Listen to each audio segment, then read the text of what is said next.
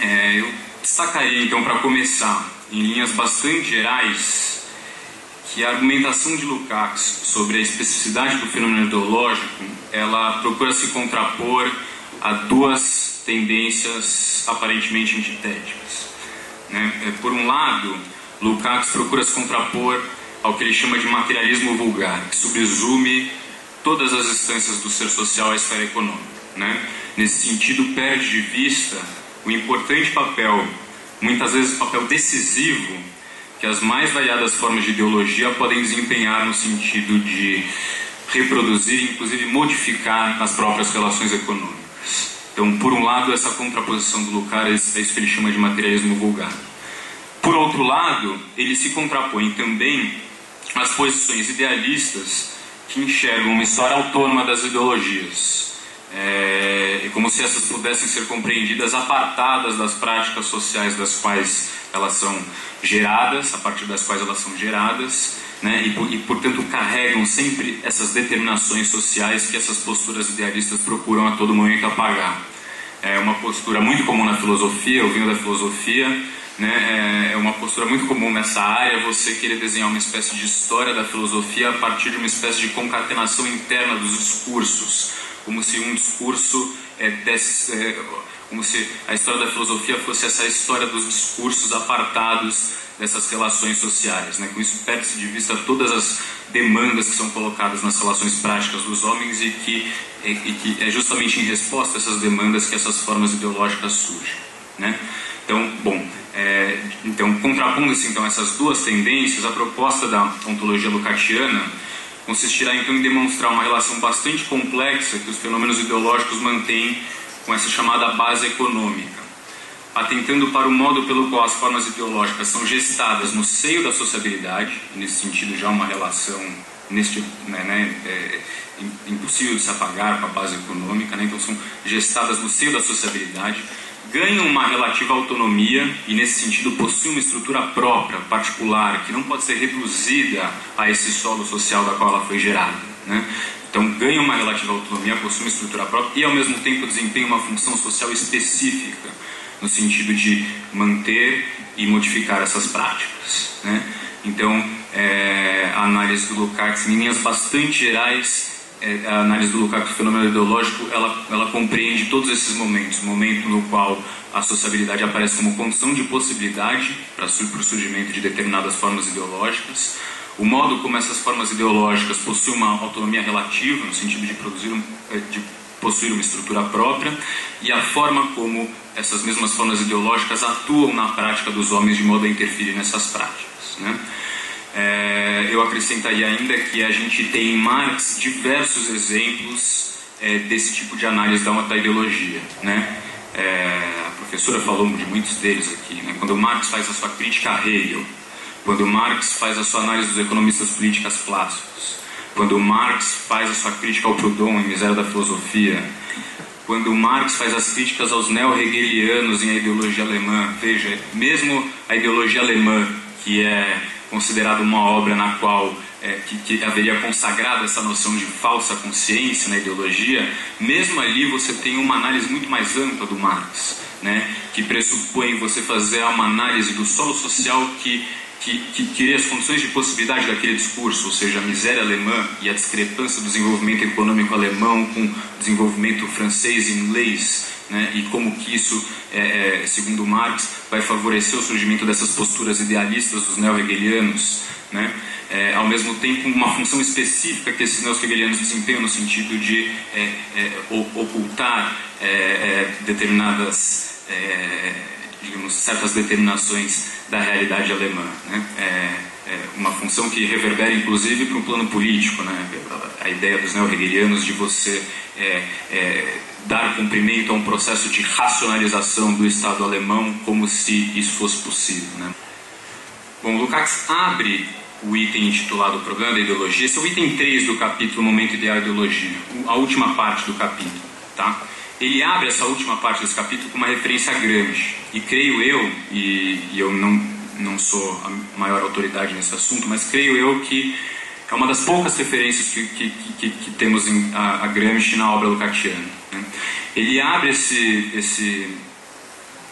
essa parte do capítulo com essa referência a Gramsci e vai identificar em Gramsci um mérito e um erro, tá? E um equívoco.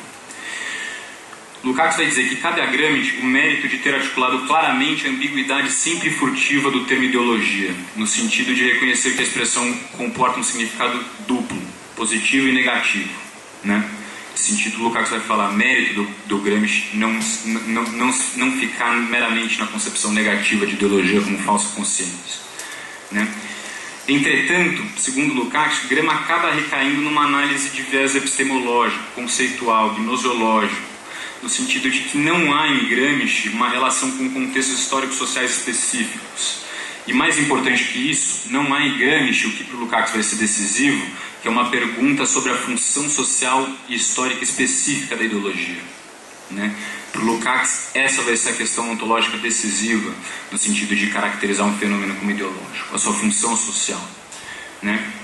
Bom, nesse ponto, o Lukács vai retomar uma passagem famosa de Marx no prefácio a Contribuições à Crítica da Economia Política, é o famoso prefácio de 1859, né? Lá, o Marx, falando sobre momentos de convulsão social, momentos de revolução social, ele vai dizer o seguinte, cito Marx: a transformação que se produziu na base econômica transforma, mais ou menos lenta ou rapidamente, toda a colossal superestrutura. Quando se consideram tais transformações, convém distinguir sempre a transformação material das condições econômicas de produção, que podem ser verificadas fielmente com a ajuda das ciências físicas e naturais, e as formas jurídicas, políticas, religiosas, artísticas ou filosóficas. Em resumo, as formas ideológicas, sob as quais os homens adquirem consciência deste conflito e o levam até o fim. Veja, essa passagem, o Lukács vai basear o seu capítulo de ontologia basicamente quase que todo nessa passagem do Marx, né? É uma passagem central, né? E ela vai servir ao Lukács para definir esse caráter ontológico das mais variadas formas de ideologia, né?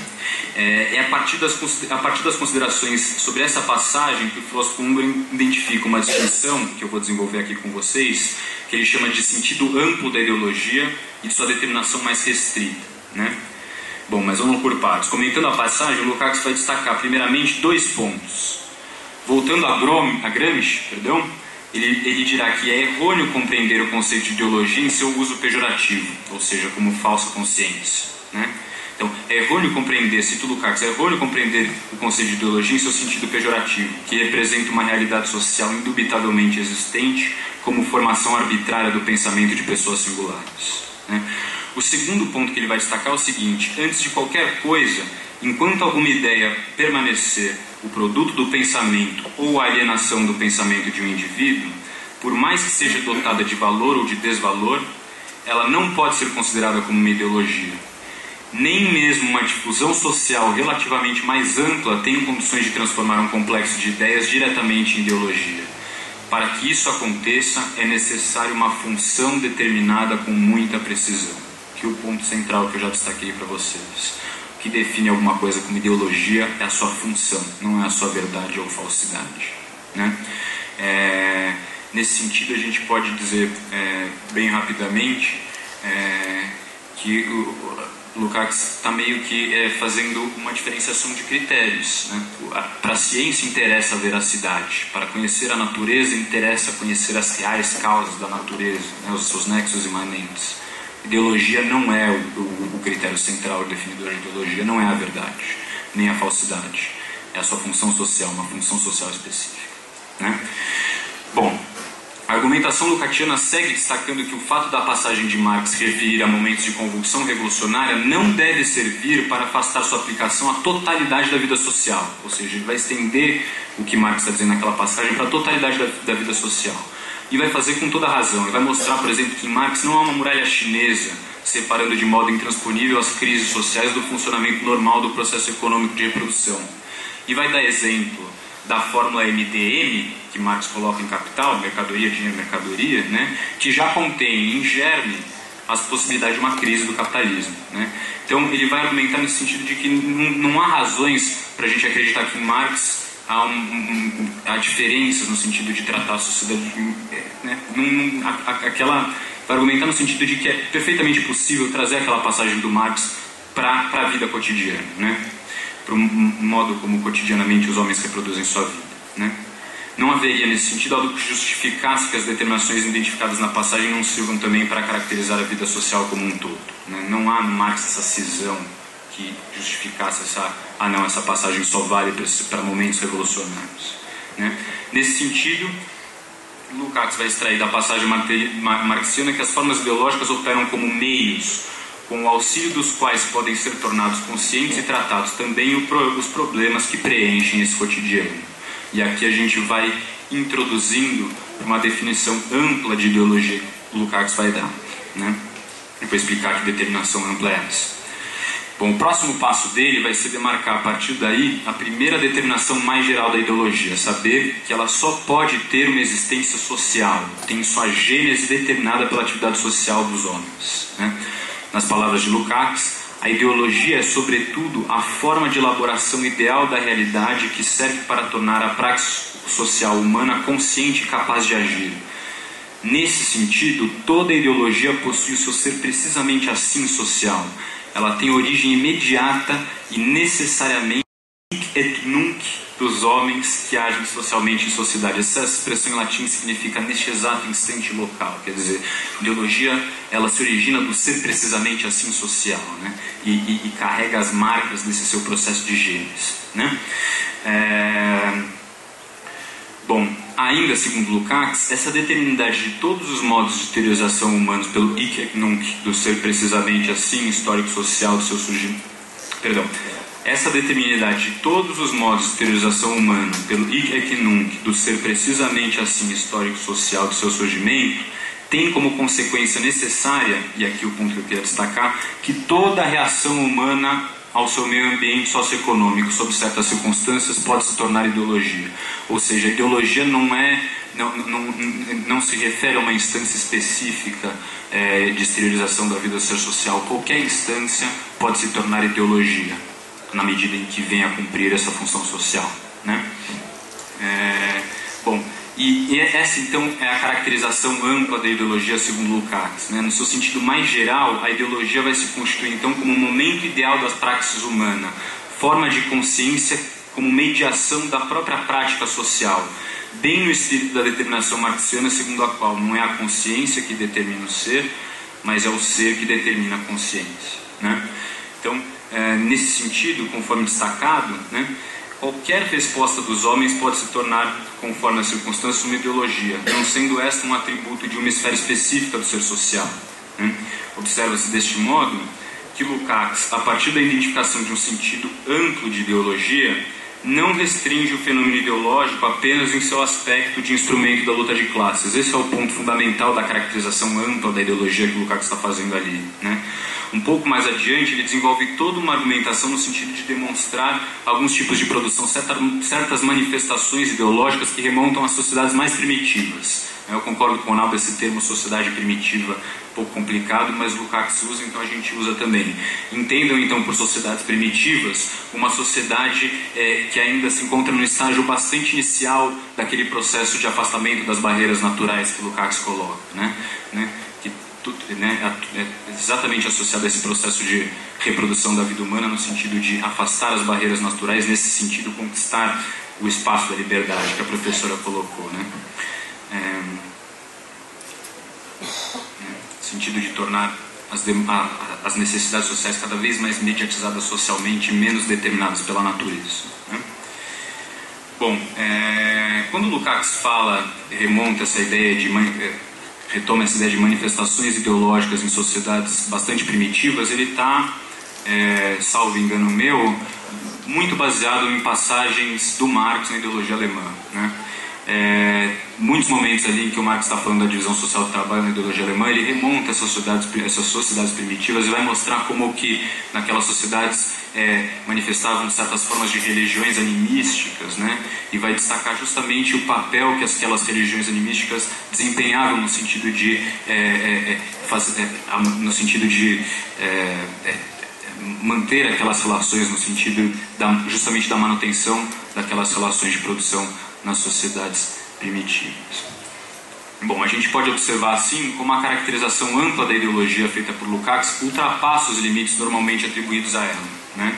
Para o pensamento lukatiano, ideologia e ser social nesse sentido amplo são realidades inseparáveis, né? No sentido de que a existência do ser social em qualquer uma de suas formas pressupõe a existência de problemas a resolver e respostas que procuram solucioná-los, né? Nesse sentido, surge a ideologia e seu campo de operação, né? Então, onde tem ser social, tem problemas, tem demandas colocadas pela realidade objetiva e tem formas ideológicas que são criadas justamente para auxiliar o homem na solução desses problemas, na solução dessas demandas, né? Bom, então, importante destacar dessas considerações que eu fiz, que verdade ou falsidade ainda não fazem do ponto de vista uma ideologia, né? Eles podem se converter em ideologia só depois que tiverem se transformado em veículo teórico ou prático para enfrentar e resolver conflitos sociais, né? Nesse ponto, Lukács cita como exemplo, eu acho um exemplo bastante instrutivo, a astronomia heliocêntrica e a teoria do desenvolvimento da vida orgânica. Vejam, duas teorias científicas que aparentemente, a princípio, não desempenham função social alguma, né? E nesse sentido não são ideologias, são meras teorias científicas. Porém, com a atuação de Galileu ou Darwin, né, tais teorias se convertem em meios para travar combates em torno dos antagonismos sociais e, por conseguinte, se tornam operantes naquele contexto como ideologias. Vejam como o exemplo é perfeitamente ilustrativo. Quer dizer, afasta esse critério de verdade ou falsidade, não que ele não seja importante. O Lukács depois vai retomar o critério de verdade ou falsidade, não que seja para afastar por completo este critério. Mas o critério decisivo para o Lukács é essa função social no sentido de uma ideologia como um instrumento consciente de se travar esses conflitos, né? E, portanto, duas teorias que aparentemente são teorias científicas se tornam ideologias quando são utilizadas para travar esses combates no plano da sociabilidade, né? Bom, vamos agilizar.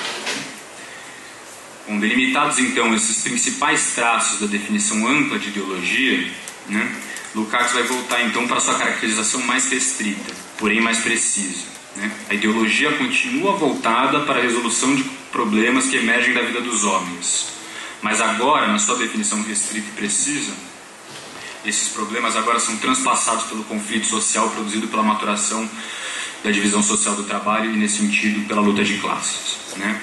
Ideologia, então, como forma dos homens tornarem-se conscientes do conflito social gestado no seio do desenvolvimento econômico, sendo ao mesmo tempo um importante instrumento nesses conflitos, instrumentos de luta, né? Ou seja, ao longo do desenvolvimento econômico surgem conflitos sociais que precisam ser travados em última instância no plano da objetividade prática dos homens, mas que desenvolvem formas específicas em cada sociedade concreta, justamente as formas concretas da respectiva ideologia. No sentido restrito, então, segundo Lukács, a ideologia é um meio da luta social, que caracteriza toda a sociedade, pelo menos as da pré-história da humanidade. É nessas lutas que tem origem também o significado pejorativo da ideologia, que historicamente se tornou tão importante. Então, é justamente nessa caracterização restrita de ideologia, ou seja, a ideologia já no âmbito da luta de classes, já no âmbito de uma divisão social do trabalho maturada, que vai surgir esse conceito negativo de ideologia, né? Mas Lukács vai falar, mas não é isso que é ideologia, né? Bom,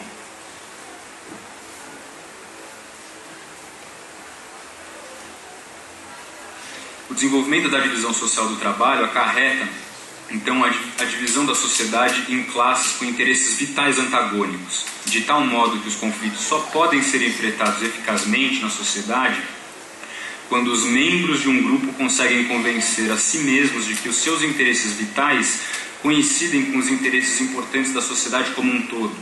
Portanto, de que cada um daqueles que defende esses interesses simultaneamente faz algo útil para a sociedade como um todo. Olha a questão dos poderes ideológicos secundários no sentido de influenciar condutas, né? E a ideologia nesse sentido restrito aparecendo, servindo então como um instrumento da classe dominante no sentido de fazer aparecer os seus interesses particulares como interesses de toda a sociedade, né? Bom, Lukács continua então destacando o que para ele vai ser o ponto principal, né, no que se refere à ideologia no sentido restrito. Qual é esse ponto principal? É que o seu surgimento pressupõe estruturas sociais complexas e crivadas em classe, nas quais grupos distintos e interesses antagônicos atuam e almejam impor esses interesses à sociedade como um todo como seu interesse geral. E aqui entra a noção de falsa consciência, percebem? É daí que surge a noção de ideologia como falsa consciência. Quando, já no interior da luta de classes, a classe dominante faz aparecer por meio da ideologia os seus interesses particulares como interesses gerais, né? Com efeito, aponta-se que Lukács considera importante não restringir o problema da ideologia às sociedades marcadas pelo conflito de classe, encontrando formas de elaboração ideológica desde as primeiras formas da sociedade humana. Nesse sentido mais geral por ele destacado, ser social e ideologia aparecem como inseparáveis, no sentido de que qualquer forma de ser social exigirá formas ideológicas como forma de responder aos problemas postos pela realidade objetiva, né? Contudo, isso não deve entrar em contradição com o fato de que os problemas fundamentais da ideologia surgem nas sociedades clivadas em classes antagônicas, situação na qual a ideologia torna-se meio de se conscientizar dos conflitos e arma de luta, né? Sintetizando então a questão da definição ampla e restrita, né, eu sintetizo com as palavras do próprio autor, né? De certa altura, em vez de, se for dizer com as suas próprias palavras, pior do que o autor, é melhor citar o autor. Bom, vamos lá. Portanto, pode-se dizer em síntese que alguns tipos de produção de ideologias remontam aos primórdios do desenvolvimento social. Isso não contradiz o fato de que os problemas propriamente ditos da ideologia, oriundos da luta de classes, sejam resultados de tempos posteriores, mas requer ao mesmo tempo que sua função social e, por isso, sua gênese e seu efeito sejam determinados de modo um pouco mais amplo, como já indicamos no início desses raciocínios. Todavia, o ponto central continua sendo, sem qualquer alteração, o problema fundamental, o fato de as pessoas dirimirem conflitos na sociedade. Evidencia-se, contudo, que o círculo social da ideologia não precisa ficar restrito, incondicional e exclusivamente a conflitos dessa espécie. Então, antes de adentrar, né, nas formas específicas de ideologia destacadas por Lukács, só para adiantar, né, gente, as formas específicas que o Lukács vai destacar vai ser direito, política, filosofia e arte, né? São as formas específicas de ideologia que o Lukács vai tratar nesse momento do texto, né? Mas antes de entrar nessas formas específicas de ideologia, eu acho importante destacar uma crítica, que não é uma crítica feroz, mas é uma crítica que Lukács faz a Engels, justamente nesse ponto, né? Aduzindo que Engels talvez não tenha se livrado de um certo viés gnoseológico na sua concepção de ideologia, né? E aí Lukács vai dizer que Engels, num rompante de grosseira juvenil, chega a denominar as ideologias presentes nas primeiras formas de sociedade como, abre aspas, asneira em estado primitivo, fecha aspas, se recusando a encontrar as causas econômicas para todos os modos de manifestação dessa espécie, né? Esse é o Engels. Para Lukács, Engels aponta com razão, e veja, essa é uma passagem riquíssima do Engels, essa passagem que eu vou citar agora. Veja o Engels. Engels aponta com razão, segundo Lukács, que a história da ciência é a história da eliminação gradativa dessas asneiras e da sua substituição por novas asneiras, que são, entretanto, cada vez menos absurdas, né? Uma caracterização perfeita desse conhecimento aproximativo da ciência, né, que jamais chega a ser conhecimento absoluto, mas que em sua história vai substituindo aquelas asneiras primitivas que o Engels chama por asneiras menos absurdas, ou seja, as verdades científicas, né? Nesse sentido, é uma concepção riquíssima do Engels, quase ontológica, né? Mas Lukács vai apontar, o companheiro de Marx perde de vista, né, o critério ontoprático das análises das ideologias, pois em sua denominação de asneiras primitivas, né, se perde a função bastante eficaz que tais asneiras desempenhavam na manutenção daquelas formas de sociabilidade, né? Eu citei aqui, por exemplo, o caso das religiões animísticas, etc. Então, quer dizer, ao classificar como asneiras primitivas, né, essas formas de consciência, Engels recai num viés gnoseológico que não dá conta de observar justamente a função social que essas ideologias vão desempenhar nessas formas primitivas de sociedade, né?